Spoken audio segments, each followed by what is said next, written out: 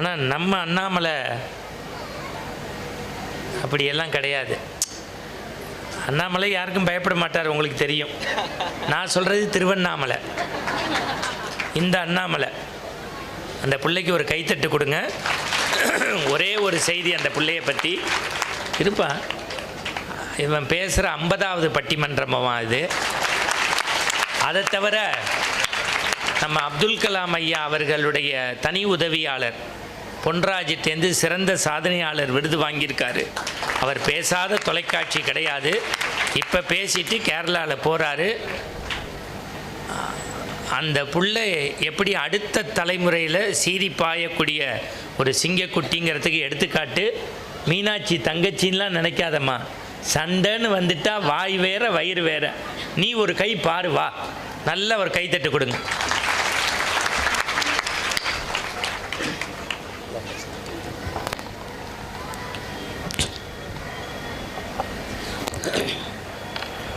மாணிக்க நாச்சியவள் மாணிக்க நாச்சியவள் மாண்பாய் வீட்டிற்கும் அழகிய ஊராம் கன்றமாணிக்கம் தனில் பிறந்து கோநாட்சி செய்கின்ற மீனாட்சி பவனி வரும் மதுரையம் பதியில் வளர்ந்து டாக்டர் முத்தலகப்ப செட்டியார் காமாட்சி ஆட்சி இவர்களால் வளர்க்கப்பட்ட கனிவான பேரன் இந்த அண்ணாமலை சின்னாஞ்செட்டியின் அன்பான வணக்கங்கள். வேளாவா கந்தாவா குமராவாவா மெஞ்ஞான பொருளேவா மீனாளின்ற பாலாவா எனதுகளி துன்பம் தீர 12 கண்ணதனால் பார்க்க வாவா செயலாடும் நயனவல்லி பங்காவாவா திருமால் தன் மருகாவா சேவலாய் வாவா ஆளாள முண்டக தன் புதல்வாவாவா அரகர தென்பரங்குன்ற ஐயா போற்றி என எல்லாவற்றுக்கும் மேலான என் குலதெய்வமான பழனி ஆண்டவரின் பாதம் தொட்டு இந்த நல்லதொரு பட்டிமன்றத்திற்கு நடுவராக வீற்றிருக்கும் ஆன்மீக செம்மல் சொல்வித்தகர் ஐயா மணிகண்டன் அவர்களையும் வணங்கி, இப்போ தான் எனக்கு வைதாரையும் வாழ வைக்கக்கூடிய தமிழ் கடவுள் முருகனே வேஷ்டி கட்டி கருப்புல சட்டை போட்டு வந்து பேசுகிற மாதிரி இருக்குது. பேசுப்பா முருகா, உனக்கு ஒரு ஞானப்பழம் காத்திருக்கிறது, பேசு. எனது வாதத்துக்குள் செல்கிறேன். என்ன தலைப்பு? நல்ல தலைப்பு. இந்த தலைப்பு 1000 பட்டிமன்றம் நடந்துருச்சு. ஆனால் இந்த பட்டிமன்றத்துக்கு என்ன சிறப்புனா, நீங்கள் முன்னாடியே சொன்ன மாதிரி 1000 பட்டிமன்றம் நடந்துச்சுன்னு எல்லாரும் போயிருக்கலாம். ஆனால் போகாமல் இங்கே உட்கார்ந்துருக்கிறதுக்கு பெரிய காரணம் இந்த தமிழ் கேட்கக்கூடிய நல்ல மக்கள் இருக்கிறனால தான். குடும்ப மகிழ்ச்சிக்கு பெரிதும் காரணம் ஆண்களா பெண்களா? இதானே. அக்கா வந்தாங்க, அது பண்ணார்கள் பெண்கள், இதை பண்ணாங்க, 10 மாதம் கருவுல சுமந்தாங்க, வலி வந்துச்சு, ஏன் எங்கள்கிட்ட கொடுத்தா நாங்கள் சுமக்க மாட்டோமா? கொடுக்கலங்க கடவுள், அமையலை. அமைஞ்சா நாங்கள் வலி சொன்னாங்களே, இடுப்பு வலி வர்றது எவ்வளோ பெரிய வலி தெரியுமா, அப்படி இப்படின்னு சொன்னாங்க. ஆனால் எங்கள் ஆண்கள் இருக்காங்கல்ல, அங்கே போய் அந்த மவுண்ட் ரோட்டில் போய் பாருங்கள், எவ்வளோதான் வண்டி கார் வசதி வந்தாலும் இன்னமும் மூட்டை தூக்கி பொழைக்கிற ஆள் ஆண்கள் தாங்க, அவங்க குடும்பத்துக்காக. இதுதானே மகிழ்ச்சி. அப்படி வேர்வை சொட்ட சொட்ட அவனுக்கு தெரியும் இது 1000 பிரசவ வலிக்கு சமம். இது இல்லையா நடுவர் அவர்களே? என்னன்னா, ஒரு நம்ம ஸ்கூல் காலேஜ்லாம் படிக்கும்போது ஒரு 3 நாள் தொடர்ந்து பூஜா ஹாலிடேஸ்னு ஒன்று விடுவாங்க. ஆயுத பூஜை, விஜயதசமி.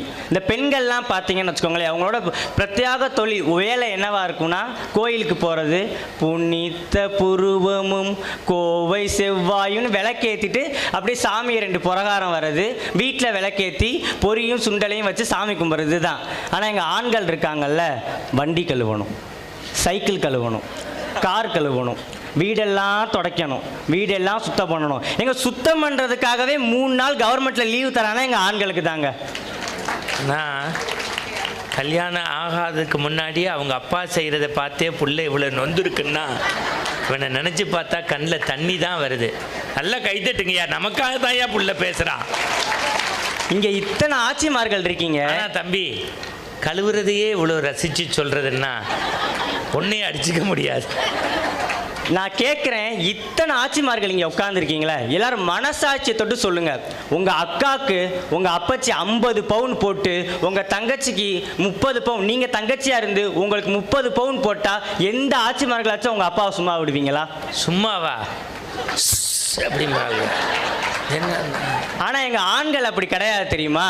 கஷ்டப்பட்டு, ஏன்னா ஒழுங்காகவே நமக்கு படிப்பு வராது, படிப்பே ஒரு அறகுறை. இந்த படிப்பெல்லாம் படித்து வெளிநாட்டில் வேலை பார்த்து அவனுக்கு இருக்கும் 3 அக்கா 3 தங்கச்சி. இந்த 3 அக்காவே 3 தங்கச்சியையும் அவங்க அம்மா சொல்லுவாங்க, அப்பச்சி மூத்த அக்காவை கரை சேர்த்தா நம்ம குடும்ப பாரமெல்லாம் போயிடும் அப்பச்சின்னு சொன்னால் இவன் 5 வருஷம் அங்கே வெளிநாட்டில் வேலை பார்க்கணும்னு அர்த்தம். அடுத்து 2வது அக்கா கரையேத்தன அப்பச்சின்னு சொன்னா இன்னொரு 10 வருஷம் வேலை பார்க்கணும் சொல்லுவாங்க. 10 மாசம் சுமக்கிறோம்னு சொல்லுவாங்க. அங்க போய் பாருங்க, அங்க வெளிநாட்டுல வந்து ஒயிட் காலர் ஜாபுக்கு போறாங்கன்னு நினைக்கீங்களா? பாத்ரூம் கழுவுவாங்க. அவ்வளவு அவசரம் மாடியில இருந்து நீ கழுவுறதுல பெரிய பிஹெச்டியே வாங்குவ போல இருக்கு. நான் வீட்டில் செல்றதெல்லாம் இங்கே மேடை போட்டு சொல்லிக்கிட்டு இருக்கேன். நீ அவரும் கரெக்டாக இப்போ தான் கேமரா வைப்பீங்க. பாத்ரூம் கழுவுற இந்த அப்பாஸ் மாதிரி ஏன் மூஞ்சியை வைக்கிறாரு?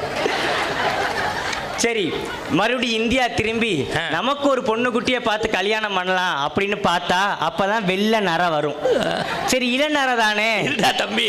இவங்க அதுக்குள்ள பொண்ணு குட்டி அப்படின்னா என்னன்னு கேட்குறாங்க. அதெல்லாம் நீங்க ரொம்ப டிக்ஷனரி வச்சு பார்க்கப்படாது. அது குட்டி பொண்ணா கட்டலாம் நம்மள மாதிரி. சரிடா தம்பி, நீ பேசுறா தம்பி. சரி, அவன் கேரளால இருக்கான்ல, பெண்ணா அங்க குட்டிம்பாள், அவ்வளவுதான்.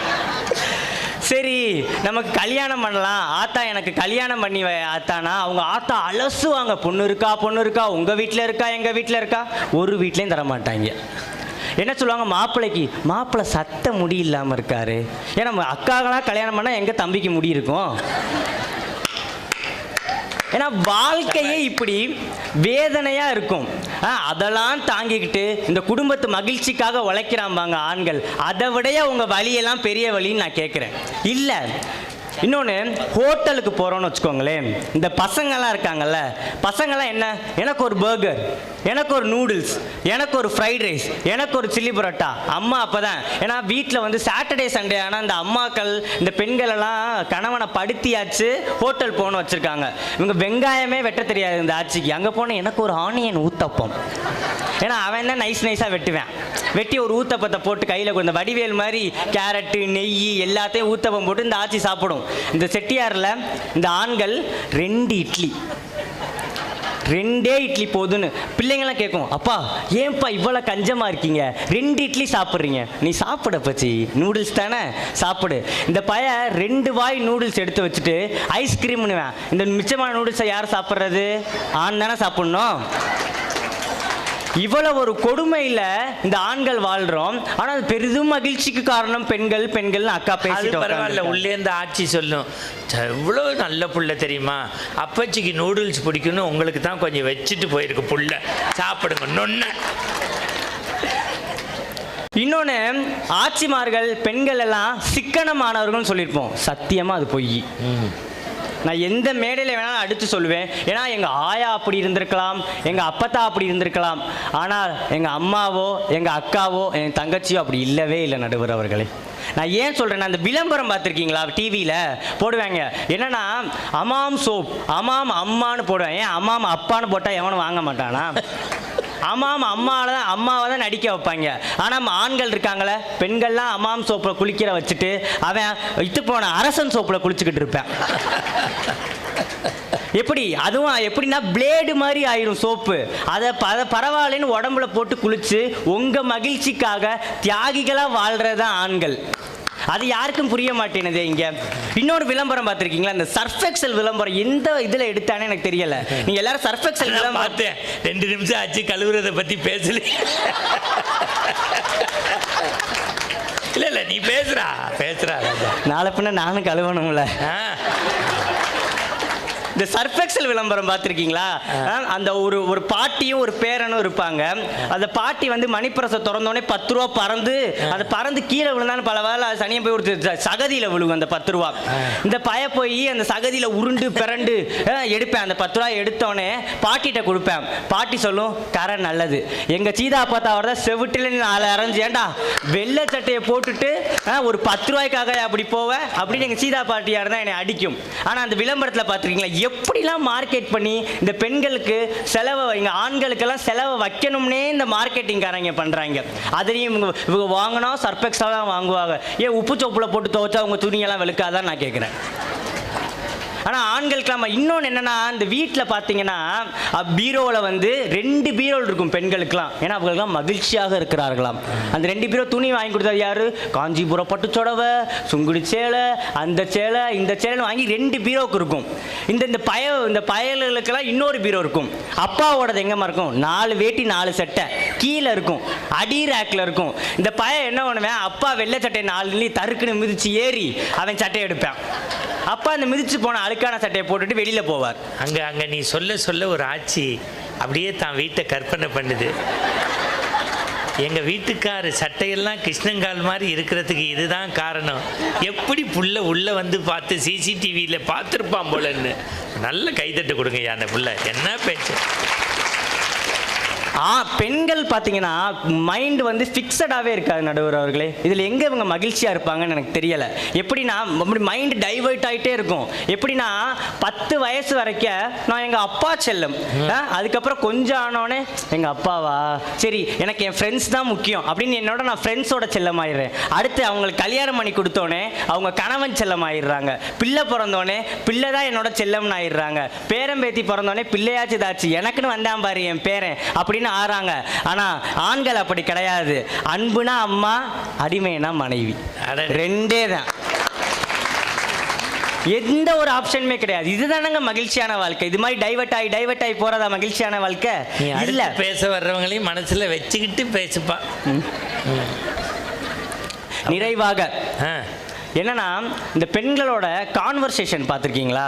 எப்படின்னா ஒரு பெண் வந்து கோவமாக இருக்கான்னு வச்சோங்களேன், அப்போ தான் அவர் வீட்டுக்காரர் வருவார். வீட்டுக்குள்ளே வந்தோடனே அவங்க கோவமாக, ஏன்னா பெண்களோட மனசை புரிஞ்சிக்கவே முடியாது, யாருனாலையும் புரிஞ்சுக்க முடியாது.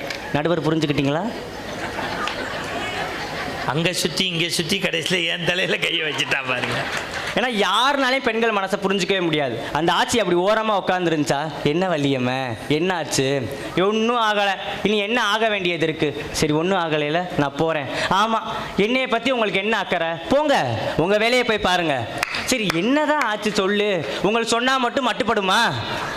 உங்களுக்கு சொன்னால் மட்டும் இப்போ நான் என்ன கேட்டேன்? சரி அடுத்த என்ன உங்களுக்கு சாப்பாடு தானே கேட்பிய, வாங்க ஆக்கி போட்டு வடித்து போட்டு இந்த குடும்பத்துக்கு மாடாக உழைக்கிறேன். அவர் உழைச்சி தந்த உழைமையெல்லாம் இந்த ஆட்சிக்கு தெரியவே தெரியாது. ஆனால் இவங்க எப்படி ஃப்ரேம் பண்ணியிருக்காங்களா பெண்கள், இந்த நம்ம சமூகம் தாங்க இதுக்கு காரணம். பெண்கள் நாட்டின் கண்களாக்கும், பெண்கள் வளர்ச்சிக்கு, ஆண்கள் வளர்ச்சிக்கு நல்லா பெண்கள் இருக்காங்க. ஆனால் இந்த பேக் எண்டில் வேலை பார்க்குற ஆள்கள் யார் கண்ணுக்குமே தெரியலை.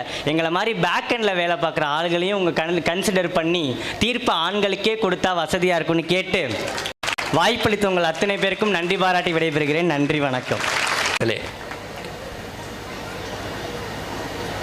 பட்டிமன்ற மேடைகளில் இவர்களை காட்டிலும் கொஞ்சம் அதிகமாக பங்கெடுத்தவன் என்கின்ற காரணத்தால் உரிமையோடு சொல்கின்றேன். சுட்ட தோசையே சுட்டு வெச்ச மாவையே வச்சு ரெடிமேடு பண்ணாமல் இந்த தலைப்புக்காக புதுசாக நிறைய விஷயங்களை யோசிச்சுட்டு வந்து உள்ள பேசினார். அதுலேயும் எனக்கு என்ன மகிழ்ச்சின்னா, கழுவுறதுல